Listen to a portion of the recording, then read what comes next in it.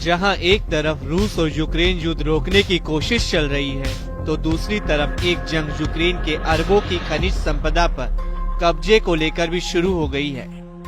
इस जंग में दो किरदार आमने सामने हैं। एक है स्वाभाविक तौर पर रूस, तो दूसरा है सुपर पावर देश अमेरिका, जिसने वाइल्ड कार्ड एंट्री ली है। दरअसल रूस यूक्रेन जंग रोकने के एवज में अमेरिका अपना पूरा हिसाब किताब क्लियर कर देना चाहता है। वो ये देख रहा है कि अब तक यूक्रेन को जितने भी अरबों डॉलर की मदद की गई, उसकी भरपाई कैसे हो। तो साथ ही वो ये भी देख रहा है कि ऐसे नाजुक मौके पर वो कैसे यूक्रेन की अरबों की खनिज संपदा पर हमेशा के लिए एकाधिकार हासिल कर ले। तो अब ये मानकर चलिए कि आने वाले समय में अगर रूस और यूक्रेन की जंग नहीं रुकी, तो यूक्रेन की खनिज संपदा रूस और अमेरिका के बीच जंग करवा सकती है। अब आपको बताते चलते हैं कि कैसे ट्रंप ने इसकी भूमिका बनाई। ट्रंप ने यूक्रेन से 500 अरब डॉलर के मुआवजे की मांग की है। इसके लिए उन्होंने यूक्रेन के महत्वपूर्ण खनिजों पर नियंत्रण की बात की, जिसमें यूक्रेन के बंदरगाहों और बुनियादी ढांचे से लेकर तेल और गैस के बड़े संसाधन आधार तक सब कुछ शामिल है। ब्रिटिश अखबार टेलीग्राफ ने अपनी रिपोर्ट में दावा करते हुए बताया है कि अमेरिका ने एक सप्ताह पहले जेलेंस्की के कार्यालय में अनुबंध की शर्तें भेजी हैं। तो साफ हो गया कि डोनाल्ड ट्रंप रूस और यूक्रेन की शांति के बदले एक अच्छी खासी कीमत वसूलना चाहते हैं। तभी ट्रंप युद्ध विराम को लेकर यूक्रेन के दुर्लभ खनिज संसाधनों को सुरक्षित करने के बदले सहायता देने की बात कर रहे हैं।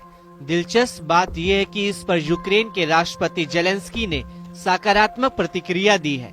जेलेंस्की भी यहाँ बड़ा खेल कर रहे हैं। वो ये जानते हैं कि अमेरिका को लालच नहीं देंगे तो फिर वो बीच में नहीं कूदेगा।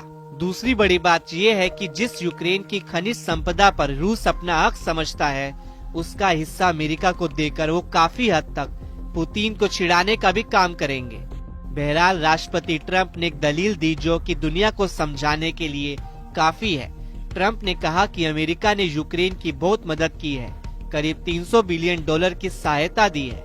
ऐसे में दोनों देशों के बीच एक कायदे का समझौता होना चाहिए। वो समझौता यूक्रेन के दुर्लभ खनिज को लेकर होना चाहिए। उन्होंने ये भी कहा कि इसका फायदा यूक्रेन को भी मिलेगा। यूरेशियन टाइम्स की रिपोर्ट के अनुसार जेलेंस्की पहले इस मुद्दे पर चर्चा कर चुके हैं। उन्होंने कहा कि सितंबर में ट्रंप से मुलाकात के दौरान उन्होंने खनिजों को लेकर बातचीत की थी। यूक्रेनी मीडिया की रिपोर्ट के मुताबिक जेलेंस्की की टीम ने बाइडेन प्रशासन के साथ खनिज समझौते में देरी की, ताकि ट्रंप के सत्ता में लौटने पर इसका फायदा उठाया जा सके। लेकिन अब ट्रंप के दबाव के सामने जेलेंस्की झुकते नजर आ रहे हैं। अब आपको बताते हैं कि रूस ने यूक्रेन के जिन खनिज क्षेत्रों पर कब्जा किया है, उसकी कुल कीमत करीब 15 ट्रिलियन अमेरिकी डॉलर बताई जा रही है। फोर्ब्स यूक्रेन की रिपोर्ट के अनुसार यूक्रेन के कुल खनिज भंडार 111 बिलियन टन है, जिनकी अनुमानित कीमत 14.8 ट्रिलियन अमेरिकी डॉलर है। इसमें मुख्य रूप से कोयला और लो अयस्क शामिल है। 2022 की वॉशिंगटन पोस्ट की रिपोर्ट के मुताबिक यूक्रेन के खनिज भंडार की कुल कीमत 26 ट्रिलियन डॉलर तक हो सकती है और इसमें से लगभग आधा हिस्सा अब रूस के नियंत्रण में है। रूस के राष्ट्रपति पुतिन ने यूक्रेन के 70% खनिज संसाधनों पर कब्जा कर लिया है।